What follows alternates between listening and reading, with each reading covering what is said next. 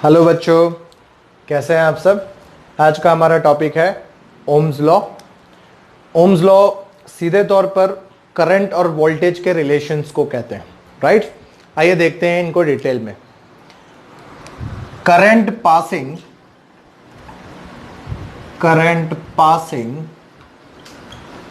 Through a conductor is equal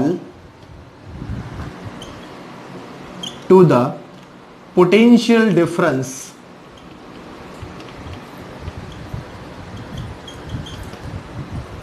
between the two ends of the conductor keeping temperature and other physical condition unchanged, right. देखिए, सीधा Ohm's law का statement है।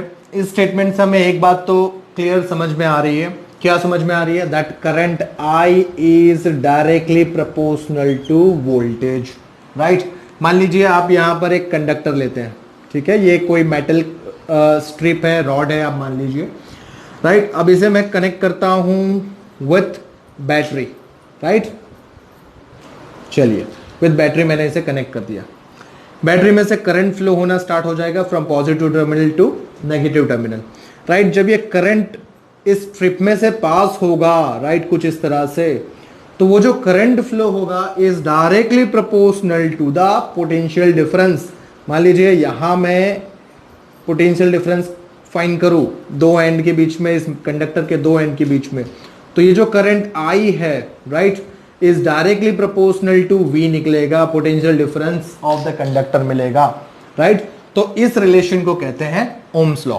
Current passing through a conductor is equal to potential difference between the two ends of the conductor keeping temperature and other physical condition unchanged। temperature and other मतलब यहां पे आप pressure भी गिन सकते हो, राइट, प्रेशर भी आता है।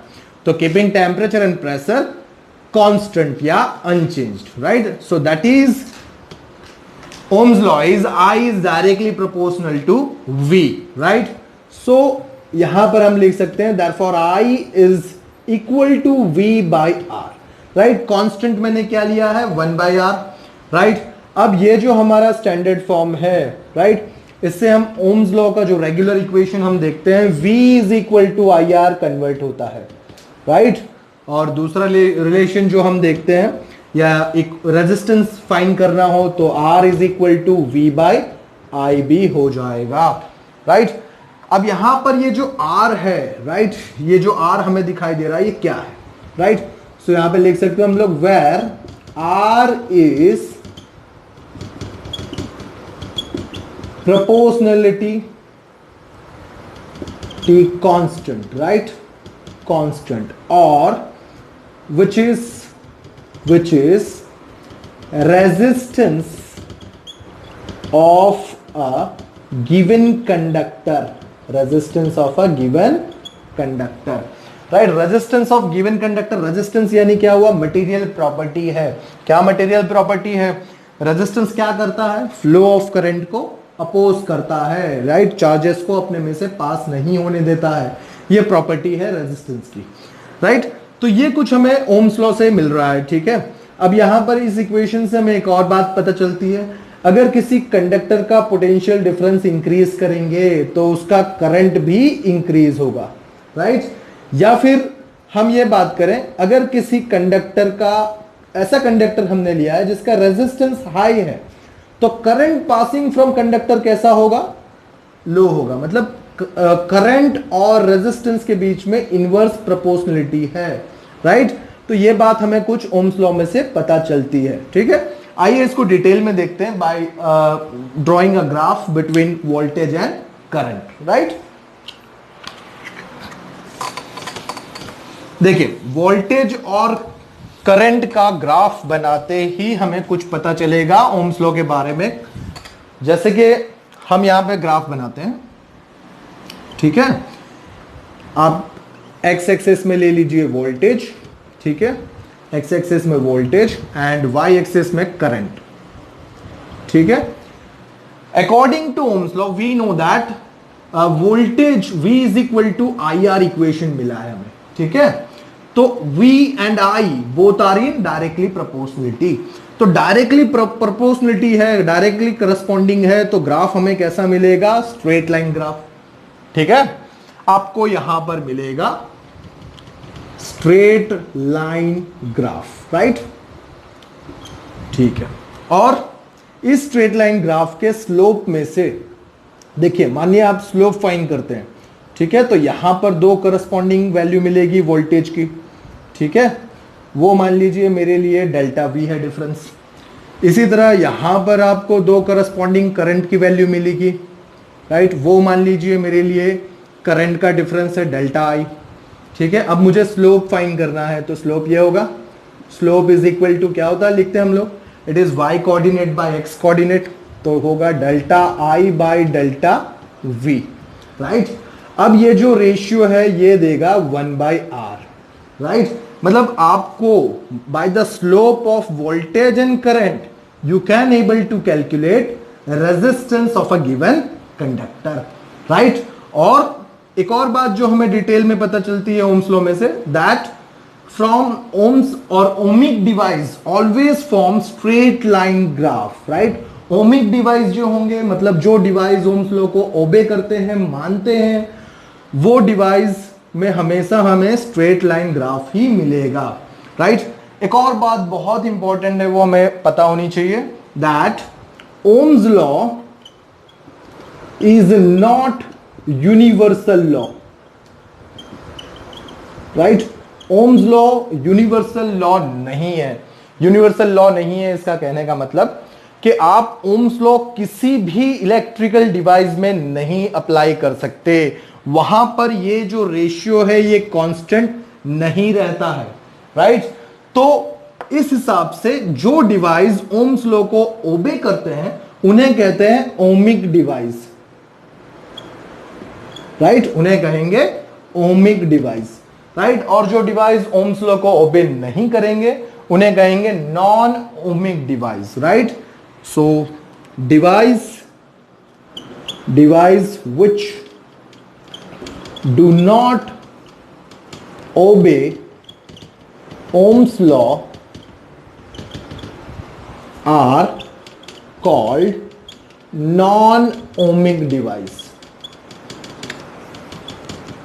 क्या कहेंगे उन्हें, नॉन ओमिक डिवाइस कहेंगे, ये आपको बात याद रखनी है, राइट। तो आइए इसके ऊपर से हम चर्चा करेंगे limitation of ohms law, right. Limitations of Ohm's law वो भी हमें समझना है, क्या क्या लिमिटेशन है, कहां पर हम ओम्स लॉ नहीं अप्लाई कर सकते, राइट, क्योंकि ये यूनिवर्सल लॉ नहीं है, right. Limitation of Ohm's law, देखिए पहला limitation, that relation between current and voltage is not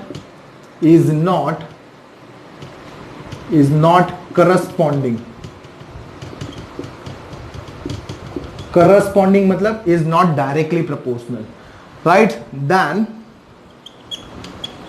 we cannot use Ohm's law to that device, right। ऐसे डिवाइसेस जहां पर V और I की वैल्यू करस्पॉन्डिंग ना रहती हो, मतलब V is directly proportional to I, मतलब I is directly proportional to V, ऐसे रिलेशंस नहीं आते हों, ऐसे डिवाइसेस में हम ओम्स लॉ अप्लाई नहीं कर सकते। ये पहली लिमिटेशन है, आपको ये बार बार याद रखनी है, राइट। सेकेंड रिलेशन है, दैट इज स्ट्रेट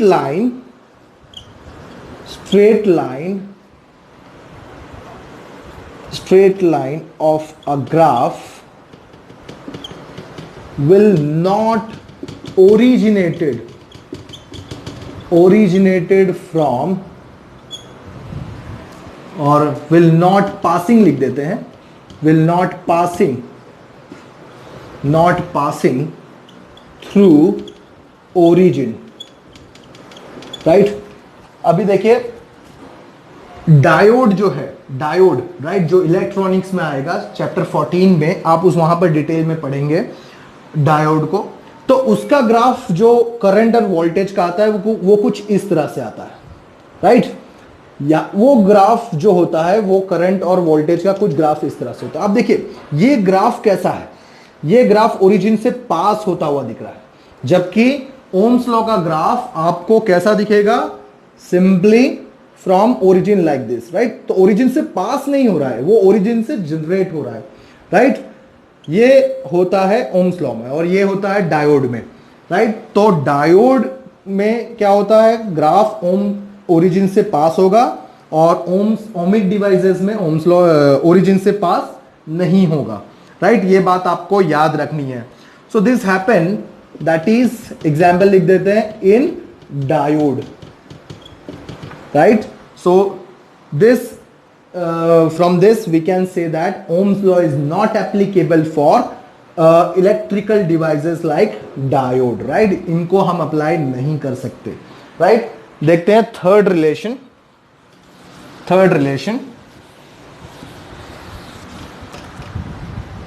और third limitation. Relation between I and V is not unique, right। I and V is not unique। अब ये क्या कहता है, देखिए मान लीजिए आप केस स्टडी कर रहे हैं एलईडी की, राइट, एलईडी की, राइट। तो एलईडी क्या है, लाइट इमिटिंग डायोड है, ये भी एक डायोड है, लाइट इमिटिंग डायोड, राइट। उसके अंदर वोल्टेज और करंट का जो रिलेशन मिलता है वो कुछ इस तरह से होता है, राइट। अब ये रिलेशन क्या दिखाता है, देखिए ध्यान से देखेंगे तो आपको पता चलेगा, किसी भी दो अलग वोल्टेज पर आपको सेम वैल्यू ऑफ करंट मिल रहा है। देखिए सेम वैल्यू ऑफ करंट मिल रहा है, किसी भी दो अलग वैल्यू ऑफ वोल्टेज पर आपको सेम वैल्यू ऑफ करंट मिल रहा है, राइट।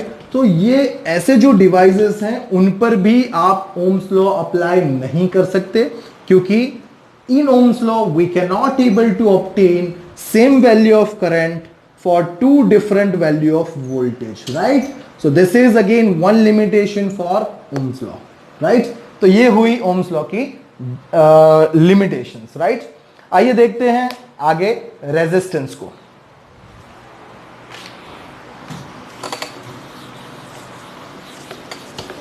अब हम रेजिस्टेंस को समझेंगे डिटेल में। क्या है रेजिस्टेंस,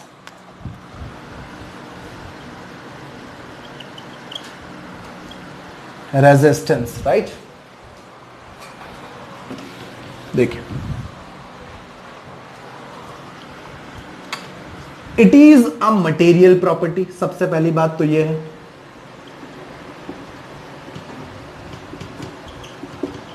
राइट। रेजिस्टेंस क्या है, मटेरियल प्रॉपर्टी है, राइट। मटेरियल प्रॉपर्टी मतलब वो क्या करता है, वो अपोज करता है फ्लो ऑफ चार्ज को, राइट। तो हमने रेजिस्टेंस का इक्वेशन लिख रखा है, that is from Ohm's law, V is equal to I R, so it is R is equal to V by I, right. सो यहां पर से इसकी डेफिनेशन हम दे सकते हैं, that resistance of any conductor is equal to the ratio of potential difference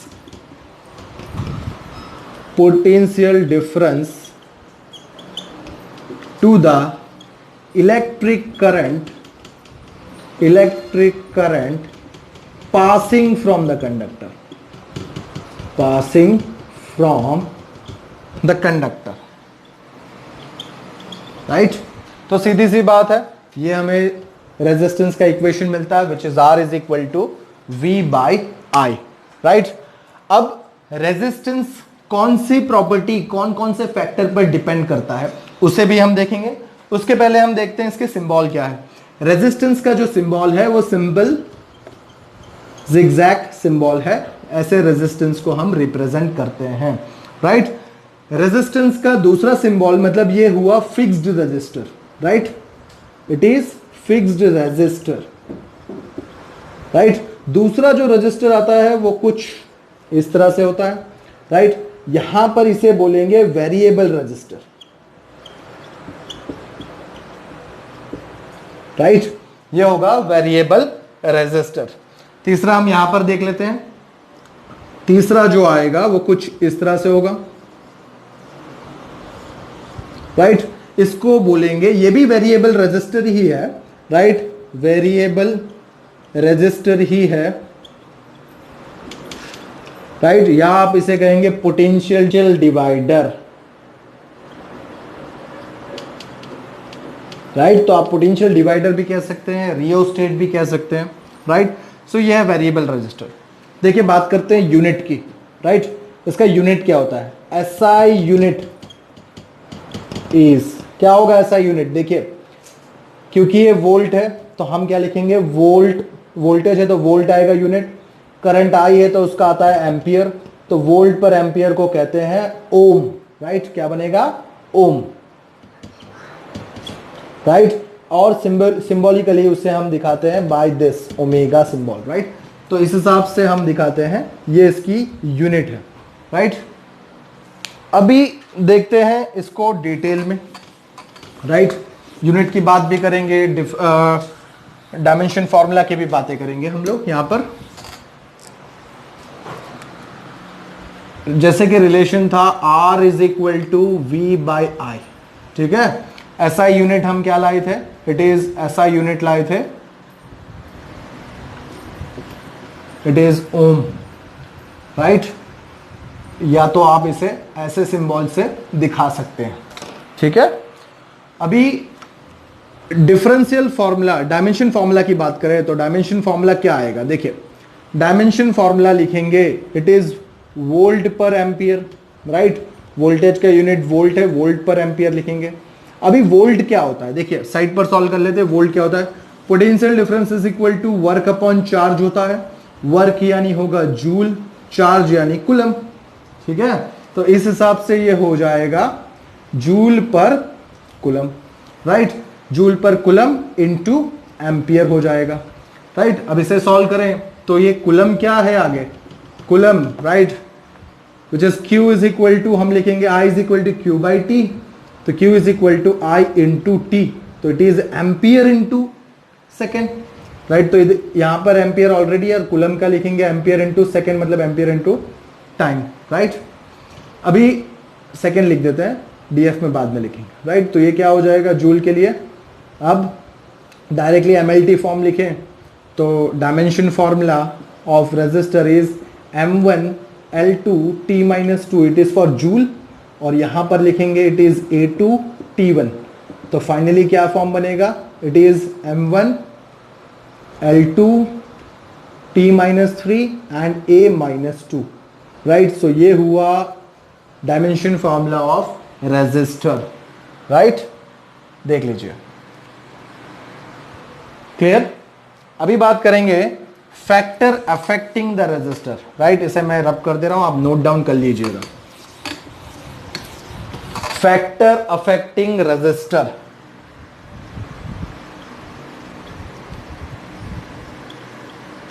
affecting resistor, right. So तीन फैक्टर हैं, राइट, जो रेजिस्टर की वैल्यू को अफेक्ट करते हैं, राइट, या आप कहेंगे उसे चेंज कर सकते हैं, राइट। पहली वैल्यू है first is length, first is length, right. Resistance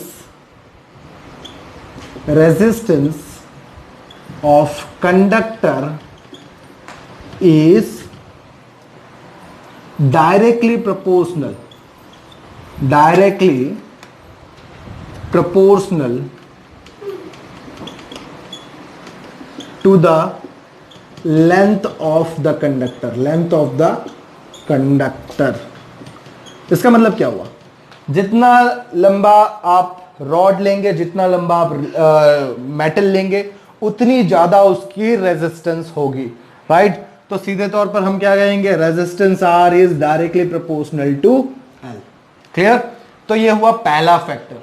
second factor देखते हैं, it depends upon area, right.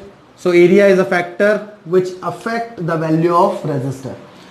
So here we write that resistance of conductor is inversely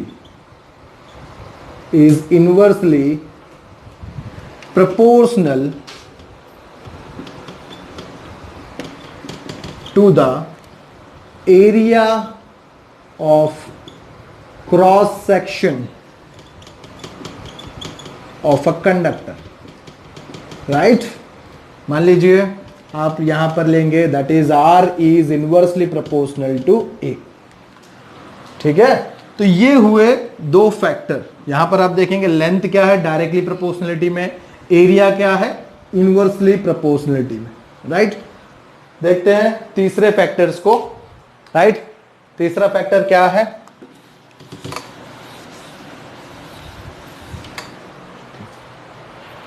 third factor, that is nature of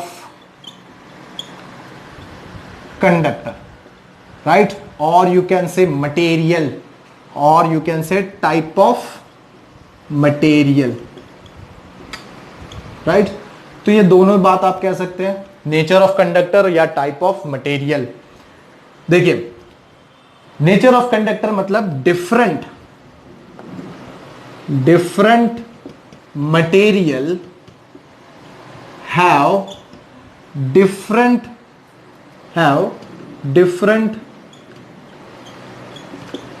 value of resistance for the same value of length L and area A. मतलब आप अगर दो अलग material लें, ठीक है, दो अलग मटेरियल लें, अगर उन दोनों मटेरियल में आप लेंथ और एरिया ये दोनों चीज भी सेम रखेंगे, फिर भी दोनों मटेरियल की रेजिस्टेंस की वैल्यू अलग अलग आएगी। वो किस पर डिपेंड करती है, वो टाइप ऑफ मटेरियल पर डिपेंड करती है, राइट। या आप कह सकते हैं कि उसकी डेंसिटी पर डिपेंड करती है, राइट, मटेरियल डेंसिटी पर डिपेंड करती है। देखते हैं इसे, इसके एग्जाम्पल में आप समझ सकते हैं, जैसे कि निक्रोम है, एग्जाम्पल ले लेते हैं हम यहां पर। Example nichrome, nichrome is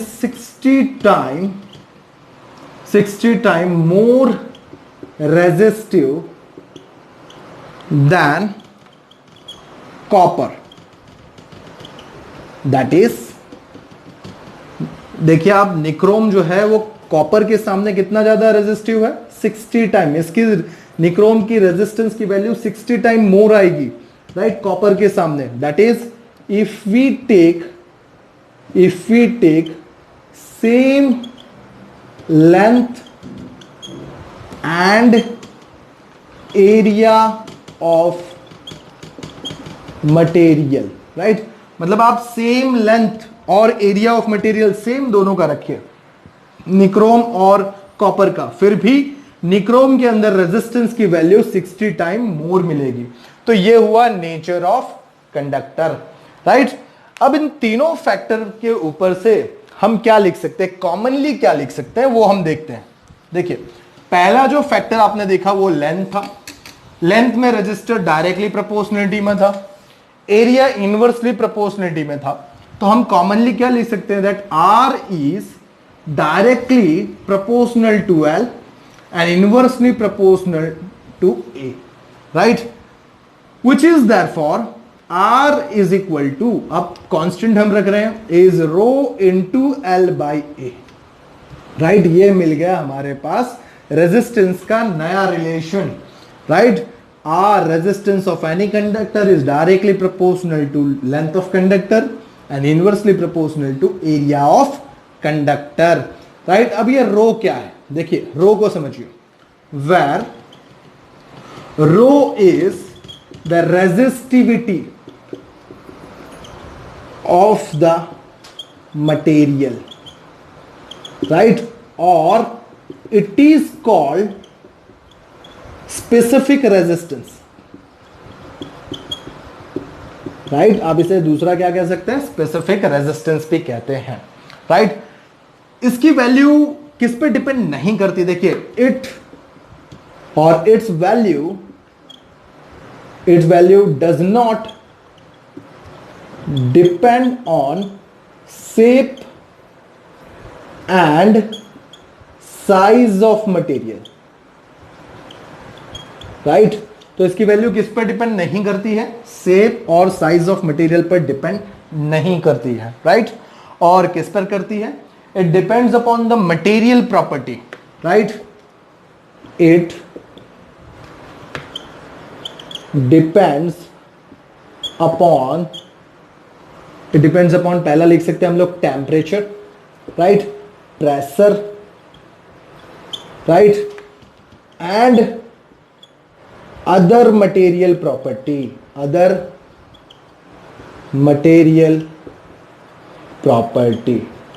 right. तो ये हुआ रेजिस्टिविटी और यहां पर हमें मिला रेजिस्टेंस का नया रिलेशन।